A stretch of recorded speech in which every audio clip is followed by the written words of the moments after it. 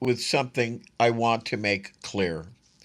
Ordinarily, I would not talk about religion. Wait a minute. Ordinarily, I would not talk about religion on this program. I would not touch it. Religion and secular government in this country are supposed to be separate. I know that people do not necessarily understand that at this juncture in the Republic approaching 250 years, but they're supposed to be separate.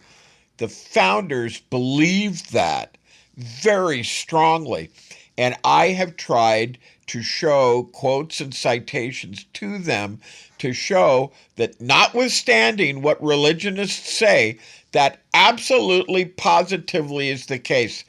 The idea of a wall between church and state, which is correct and the way it should be, didn't arise accidentally.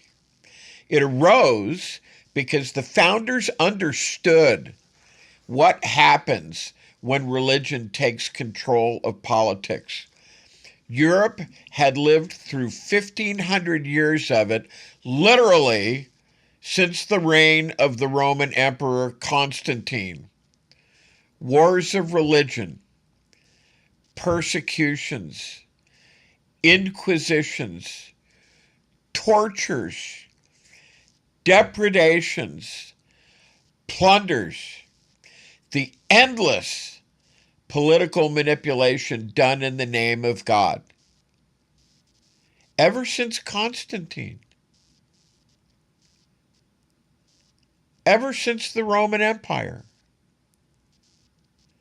So the founders, who knew all of this, they said, enough.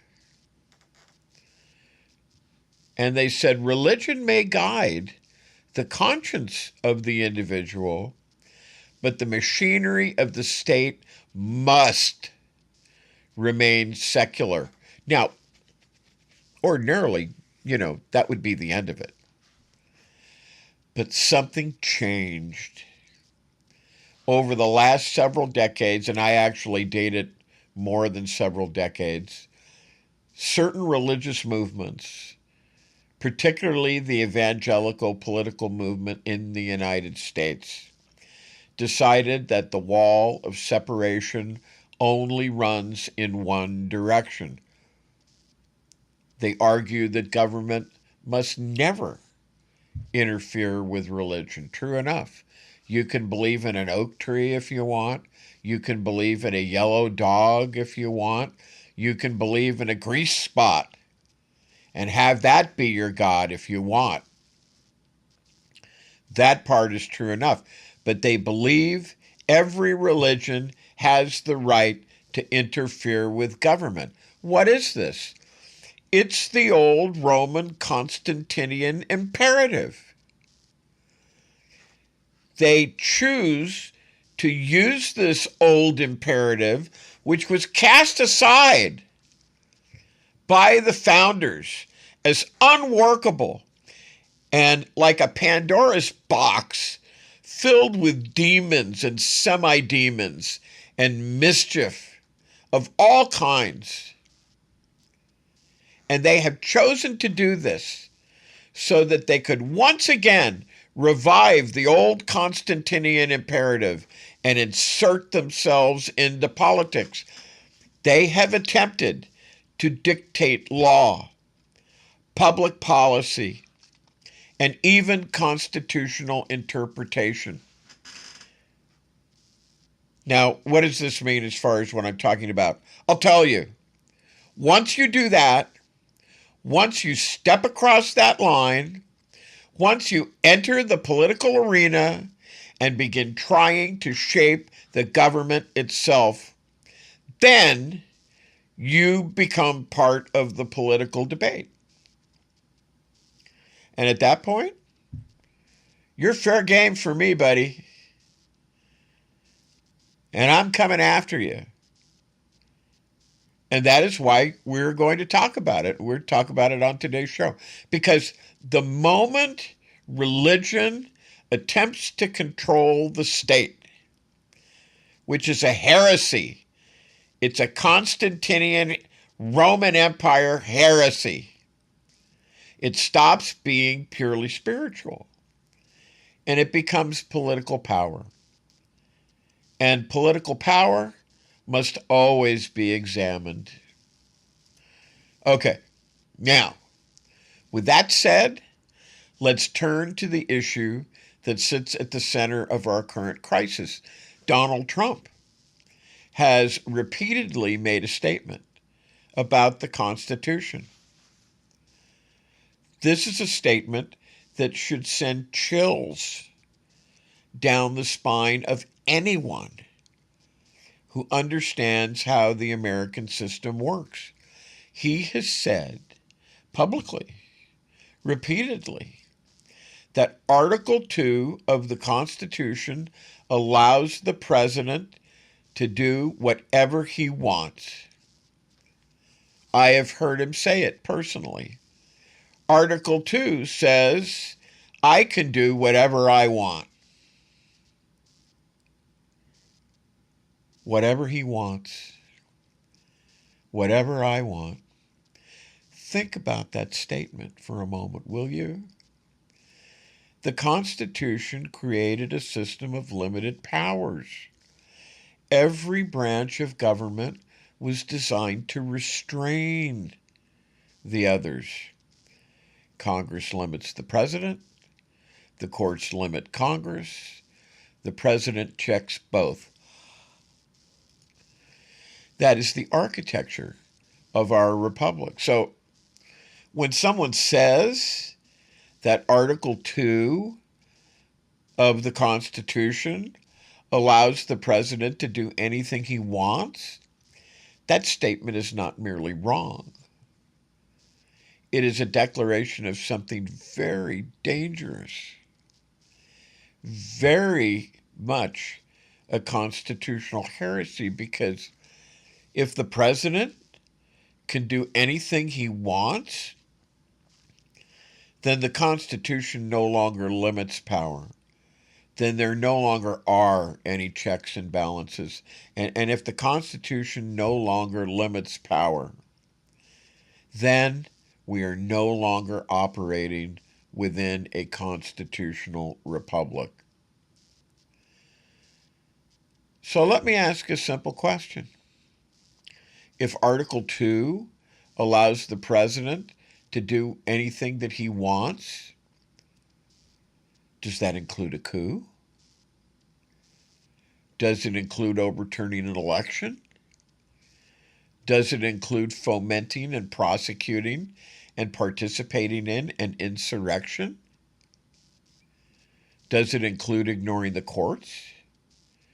Does it include suspending the Constitution itself? When you think about it like this, you can see the problem, can't you?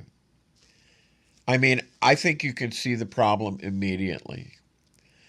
Unlimited power and constitutional government cannot coexist. They are, by definition, mutually exclusive. One of them must disappear. One of them must prevail, and the other must exit and become extinct. Now, history has seen this particular problem before, and one of the clearest examples occurred more than 2,000 years ago in ancient Rome. Rome began as a republic after a period where they had kings. It had elections. It had a senate. It had magistrates. It had legal procedures. Sound familiar? Yeah. But Rome also had a concept called imperium. And imperium is the lawful authority to command. Generals had it. Consuls had it. But the Roman system worked because imperium was divided. No one person held all of it.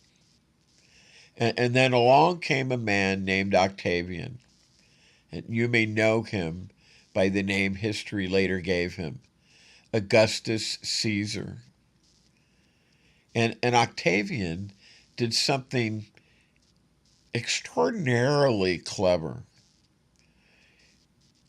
When he had defeated all of the contenders, he did not abolish the Roman Republic.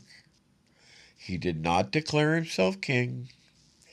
Instead, he simply accumulated power gradually until every meaningful authority flowed through him. The Senate still existed.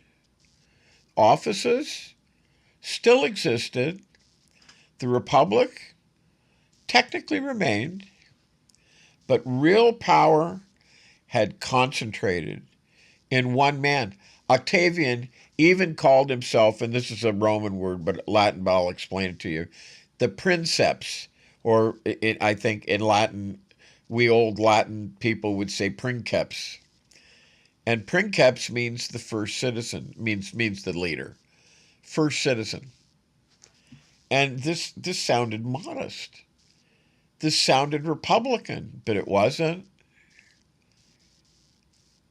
So the Republic remained in form, but the reality had changed.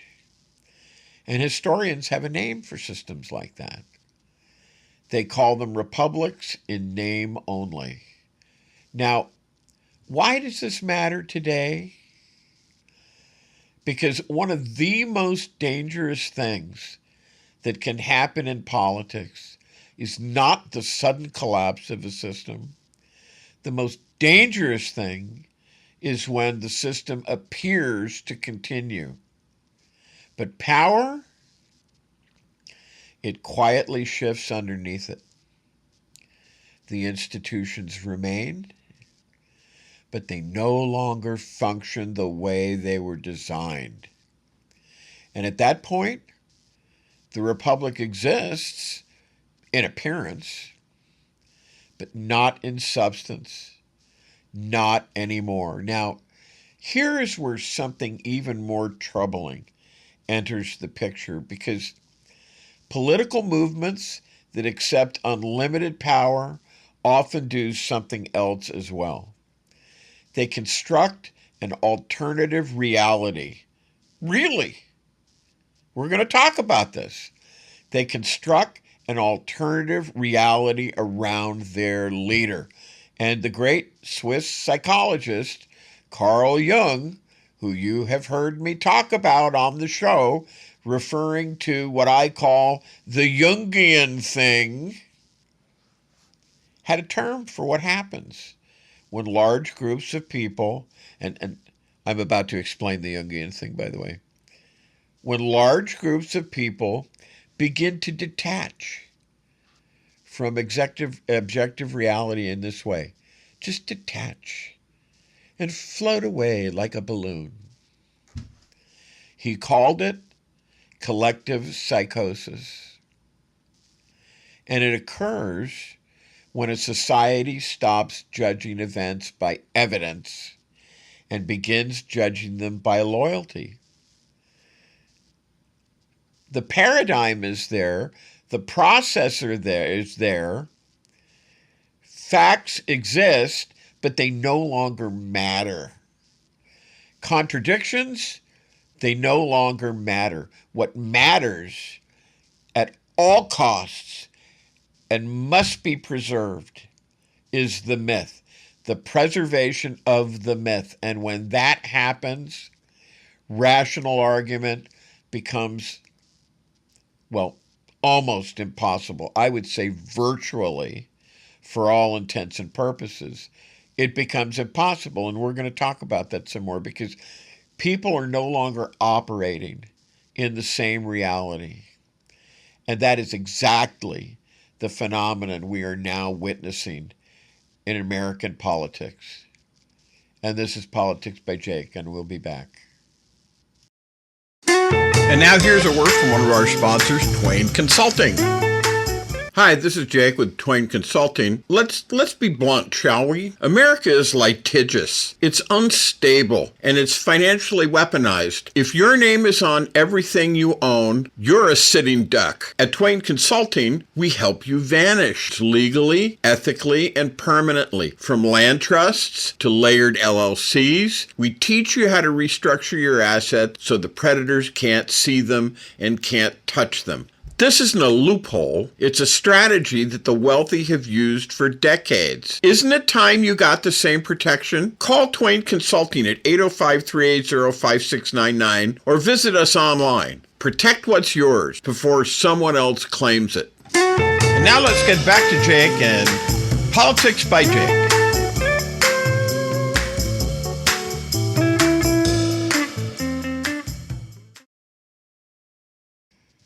Now, let's continue with the claim, shall we? Let's continue with the claim that sits at the center of all this. Donald Trump has repeatedly said something about the Constitution that should alarm anyone who understands, even halfway understands, how the American system actually works. He has said that Article 2 of the Constitution allows the president to do whatever he wants. Whatever he wants. And while it would be totally understandable, totally, many people knowing the nature and character and tenor and disease and moral and ethical rot of Donald Trump would think, oh, this is just Donald Trump talking and this is Donald being Donald. No. That would almost be a relief. But this statement is not a casual remark. It is not just a joke. Yes, Donald Trump is a joke. Yes, it could be considered to be a conceit on his part, if that's all it was. But it's not just that. And it's not just a conceited remark by an egomaniacal person. It's not just a joke. It reflects a particular way of thinking about presidential power that has been developing in American legal services circles for some time. It's called the Unitary executive theory. Now, before people panic about the name, let's explain, all right, what it actually means. The Constitution begins Article 2 with this simple sentence. Quote, the executive power shall be vested in a president of the United States, close quote.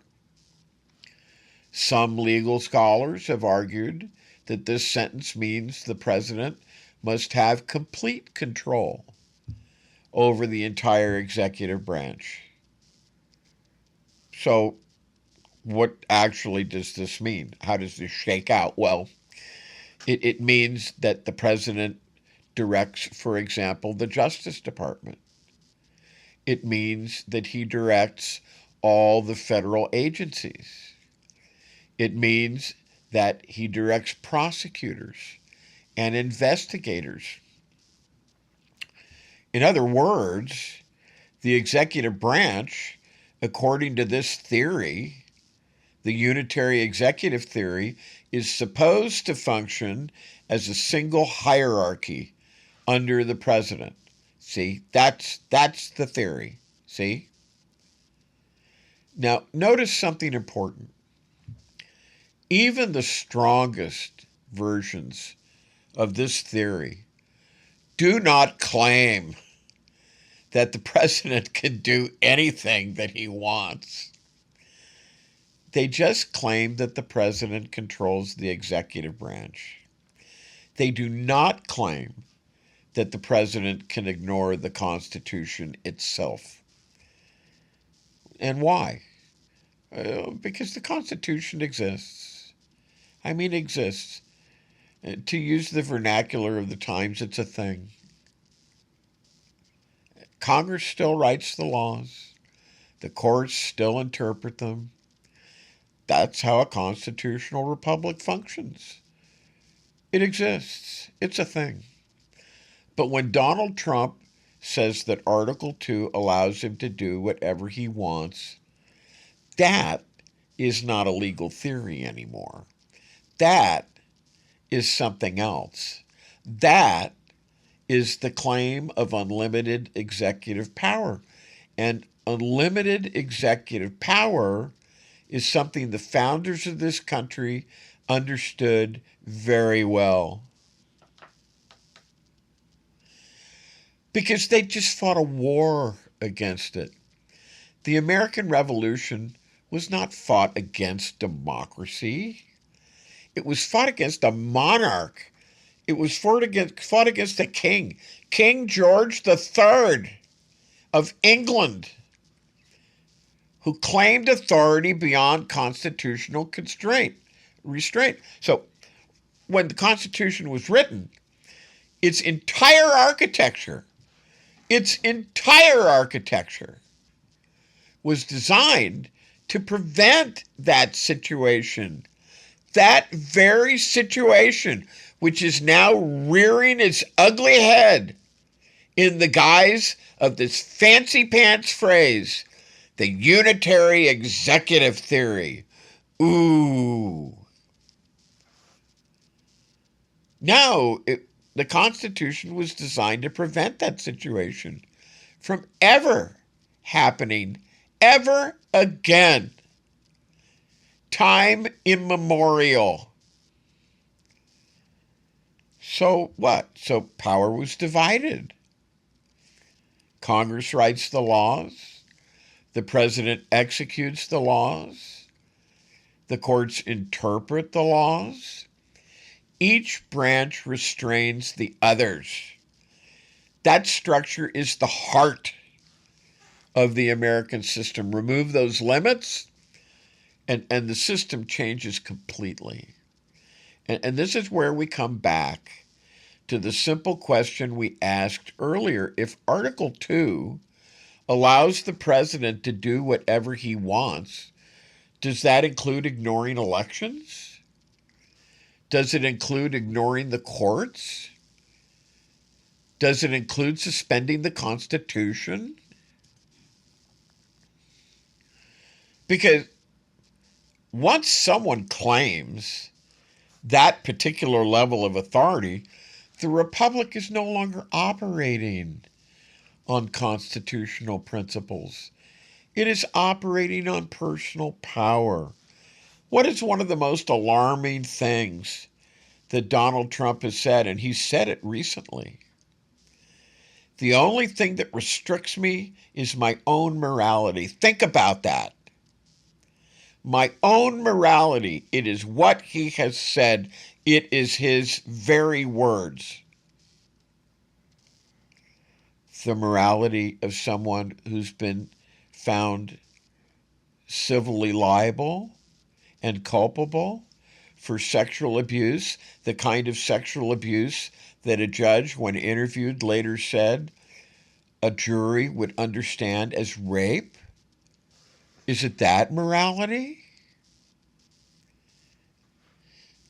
Is it the morality of someone who's been convicted in a federal criminal court 34 times of committing felonies?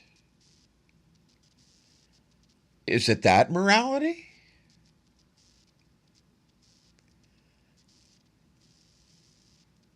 We all need to think about this.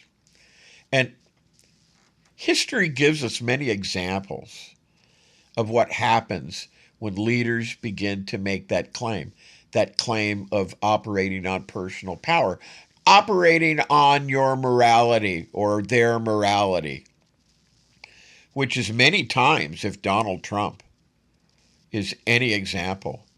Highly suspect, highly problematic. Sometimes they say it openly, like he does. Sometimes my morality. Sometimes they say it indirectly. But the pattern is always the same. Power begins to concentrate in one office. The leader insists he alone can fix it. He alone can solve the nation's problems.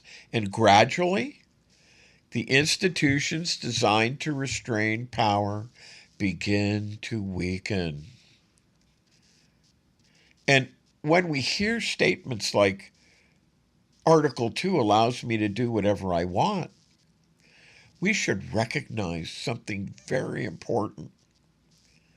That statement is not merely a conceit of an egotistical maniac. It's not merely the statement of someone suffering, very likely, from frontotemporal lobe dementia. That statement is not merely a misunderstanding of the Constitution. It is a fundamentally different vision of government that hails back to the times of kings and emperors and goes all the way back to Constantine, the emperor or one of the emperors of the Roman Empire. One vision says power must be restrained. The other says power must be concentrated. And once a society begins accepting the second vision, it begins drifting towards something very different from the republic the founders created. And this is Politics by Jake. And now here's a word from one of our sponsors, Twain Consulting.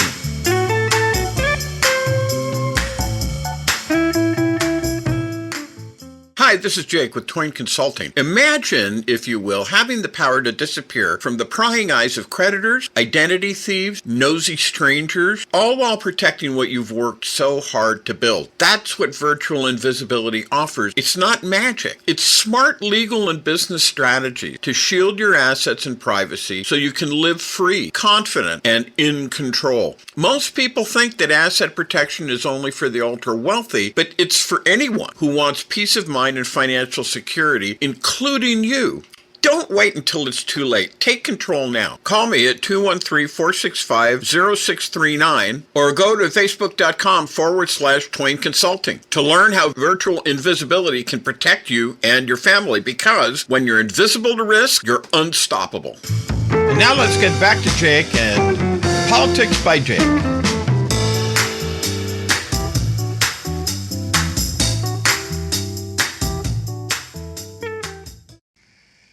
Now, let's move to something that helps explain this strange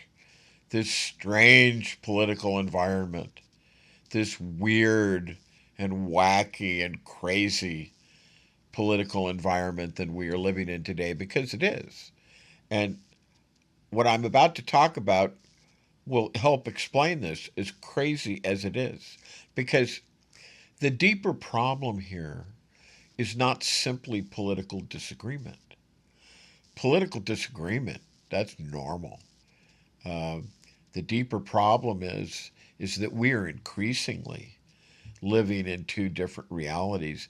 And that phenomenon was actually described more than 100 years ago by a writer named Franz Kafka. Now you say, Jake, who the heck is Franz Kafka? Well, I'll tell you, it's really, to me, kind of interesting. I hope you will find it interesting too. Franz Kafka was a Czech writer, Czechoslovakia, was a Czech writer in the early 20th century. He wrote stories about bureaucracies, courts, and political systems that appeared to function normally on the surface, but where the logic of the system had completely collapsed. One of his famous works, I would say his most famous work, It's a novel, and it's called The Trial. And in that story, the main character is arrested and prosecuted by a court system that never explains what the crime that he's being accused of actually is. The court exists, the judges exist, the procedures exist, but nothing makes any sense. Evidence does not matter. Logic does not matter. The system continues operating, but the conclusions, they've become disconnected from reality. And because of that, Kafka's name has become an adjective. When people describe something as being Kafkaesque, they mean a situation where the structures of law and authority remain intact, but the outcomes no longer follow logically from the facts.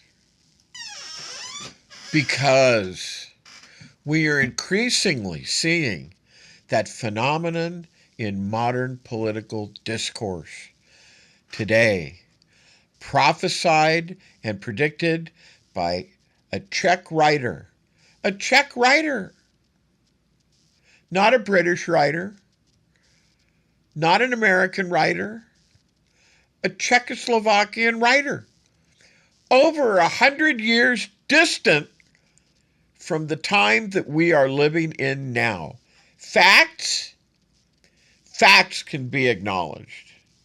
Evidence under this system can be presented, but the conclusions drawn from those facts, they bear no relationship to reality at all. And one of the clearest examples occurred when the Mueller report was released. Remember the Mueller report? Many people expected that report to produce a political earthquake. Instead, something very strange happened. The report, the idea of it, and I talked about this years ago, it documented extensive contacts between the Trump campaign and Russian actors. Remember in 2016 when Trump at a campaign rally said, "Russia, if you're listening, do more."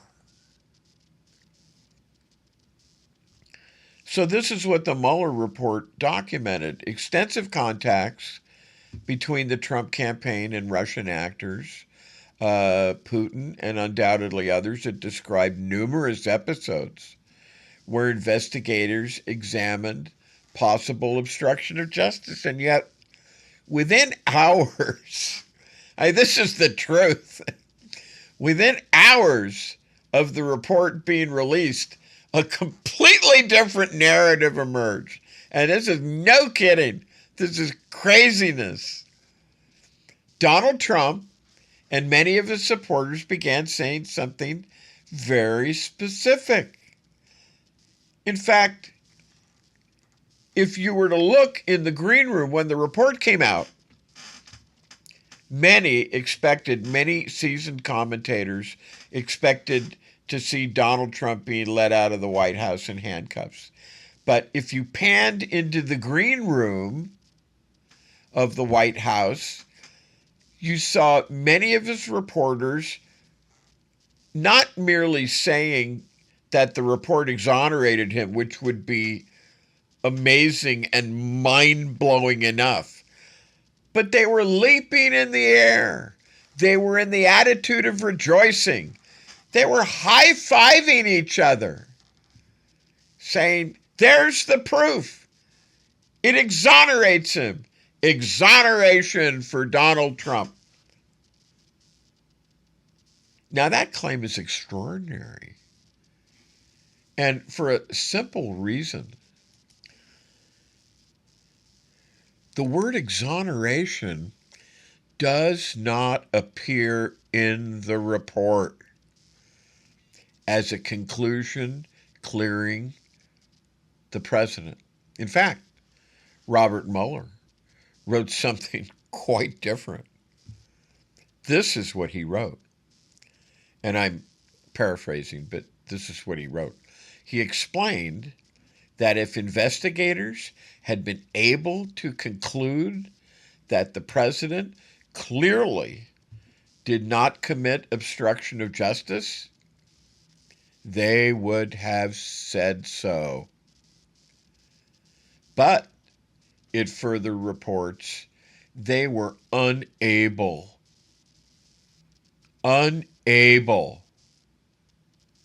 to reach that conclusion. That is not exoneration. And yet, within hours, the political narrative had been established. Total exoneration on Fox News, on One America News Network, on Newsmax, and on the other right-wing, fascist, reactionary talking head station. Total exoneration. And suddenly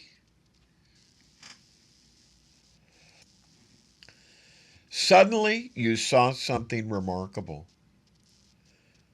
Supporters of the president were celebrating.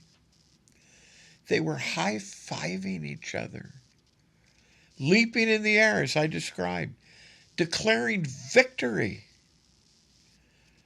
all based on a conclusion that did not, in any sense, logically follow from the document itself.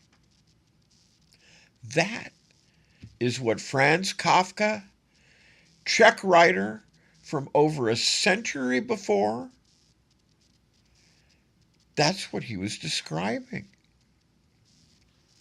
In other words, again, the facts exist, the process exists, but the meaning of those facts becomes detached from reality. And once that happens, something very, very dangerous indeed begins to occur in political life, because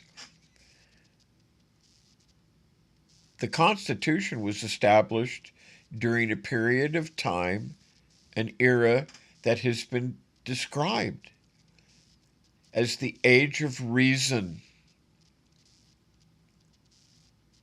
because it is bounded and founded on rational argument to a great extent. And rational argument depends on a shared understanding of facts.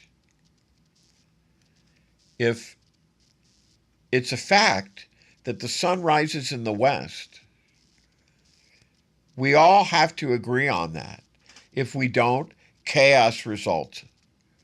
If people think that it rises in the north and they want to say that, even though it clearly rises in the east,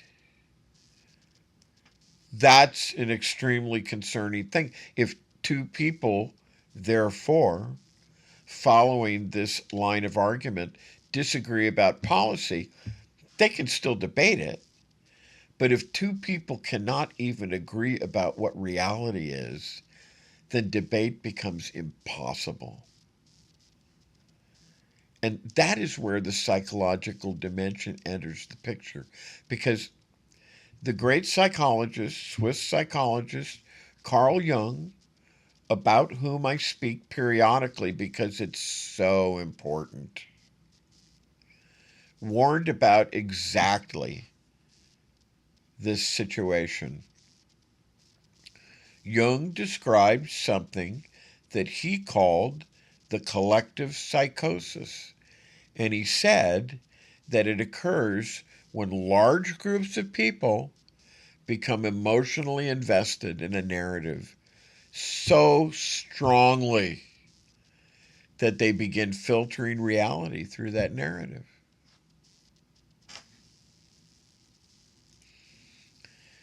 Facts that support the story, they're accepted. Facts that contradict it, dismissed. And over time, the story becomes more powerful than the evidence itself. And when that happens in politics, a society begins drifting into very dangerous territory because decisions are no longer being made based on reality. They're being made based on myth. And this is Politics by Jake. And now here's a word from one of our sponsors, Twain Consulting. Hi, this is Jake with Twain Consulting. Let's be blunt, shall we? America is litigious. It's unstable, and it's financially weaponized. If your name is on everything you own, you're a sitting duck. At Twain Consulting, we help you vanish legally, ethically, and permanently. From land trusts to layered LLCs, we teach you how to restructure your assets so the predators can't see them and can't touch them. This isn't a loophole. It's a strategy that the wealthy have used for decades. Isn't it time you got the same protection? Call Twain Consulting at 805-380-5699 or visit us online. Protect what's yours before someone else claims it. And now let's get back to Jake and Politics by Jake.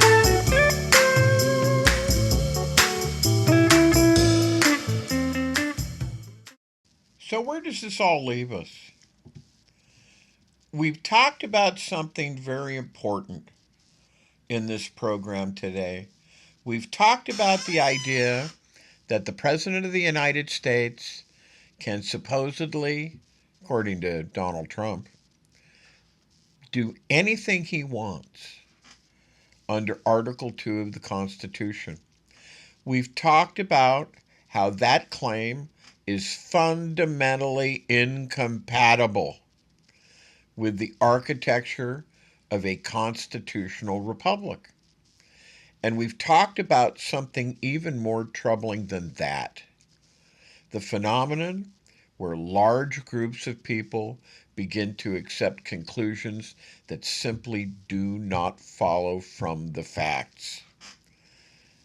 The Czech writer Franz Kafka, writing at least 100 years ago, described it in literature. Carl Jung,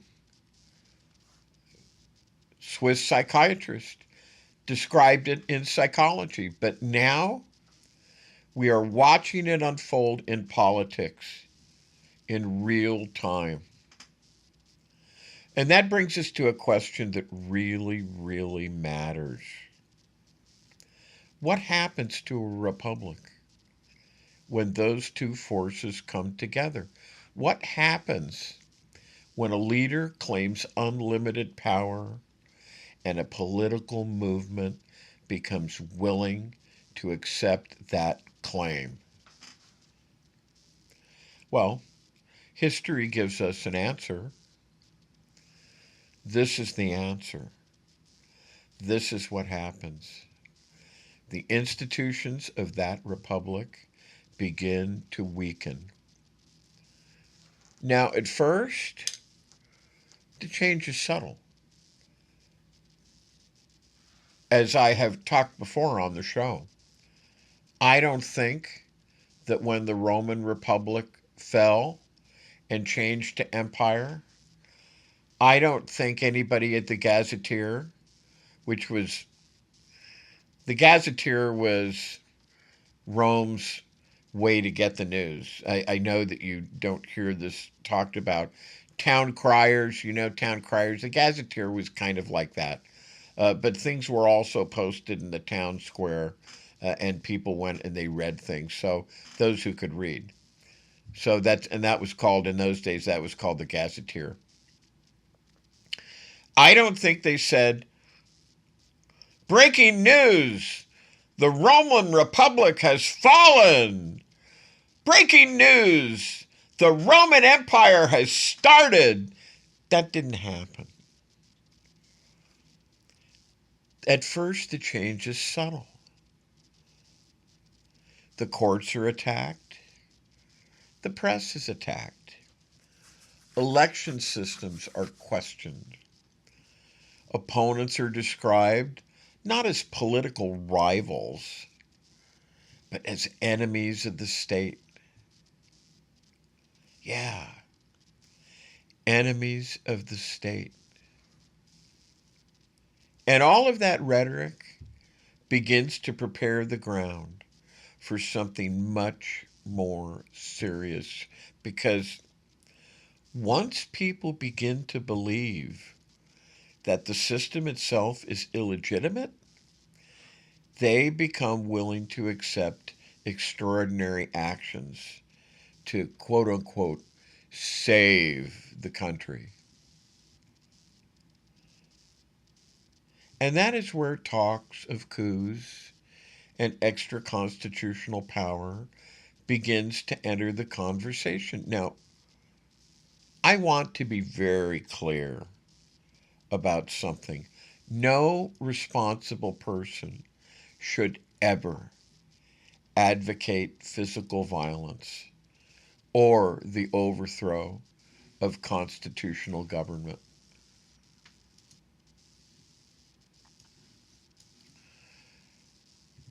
The United States has a system for resolving political conflict. The violent impulses of men have all been channeled into that system. So even though von Clausewitz famously said politics is like a war, it's not war. It's like a war, but all of those murderous, and they are murderous, all of those violent, and they are violent, impulses of men get channeled into political mechanisms. And the United States has a system for resolving political conflict. It's called elections. It's called the law. It's called the Constitution. But when a leader begins suggesting that the constitutional system itself can be overridden, when he claims that Article 2 allows him to do whatever he wants, then the danger is no longer hypothetical. It becomes structural. Because the moment a president claims that level of authority, the entire framework of checks and balances begins to erode. Congress becomes secondary. Yeah, it's there, but, you know, not so much. The courts, well, the courts, the courts become obstacles. And the presidency, it becomes the center of power in a way the founders of this country explicitly tried to prevent. That is why the founders built so many restraints into the system, because they had studied history. They knew how republics collapse. They knew that the greatest danger to a republic is not always an external enemy. Sometimes the danger comes from within. Who was it? Was it Sinclair Lewis, the author who wrote It Couldn't Happen Here? What did he say? When the danger comes, it will be wrapped in a flag and carrying a cross or a Bible. I can't remember what he said, but it was one of the two. Sometimes the danger comes from within, from leaders who claim that it's all broken, but don't worry, it can be fixed, but only I alone can fix the system. And from movements that begin to treat the leader as something more than a politician, something closer to a symbol, or even a prophet, or a savior, or even God, or even the second coming. And once that transformation occurs, political debate changes. Facts? No. Facts there may be, but they become secondary. Evidence? Secondary. Loyalty? Loyalty becomes the primary text. And when that happens, the system begins drifting away from constitutional government and towards something else entirely different. Now, I do not say that lightly, and I do not say it for dramatic effect, although it is dramatic. It is full of weight and full of import, but no, I say it because history shows that republics survive only when citizens insist that power remains limited and that the law applies equally to everyone, and that no leader, no matter how charismatic, no matter how popular, no matter how powerful, stands above the Constitution itself. That principle is the heart of the American Republic. And without it, the entire system begins to unravel. And that's why the conversation we're having right now matters so much, so very much. Because constitutional government does not survive, not automatically. It survives only when citizens understand how it works and insist that those principles be respected. And when leaders begin suggesting that those principles no longer apply, that is the moment when the public must pay attention. Yes, very close attention. Very close attention indeed, because the future of a republic is not determined by slogans or political theatrics. It is determined by whether the rule of law still means something and whether the Constitution still restrains power. And if it does, well, the republic survives. If it does not, the forms of the republic may remain, but the reality will have already changed. And that, my listeners and my viewers and my friends, that is the question we are now facing in the United States today. And this is Politics by Jake. And now here's a word from one of our sponsors, Twain Consulting.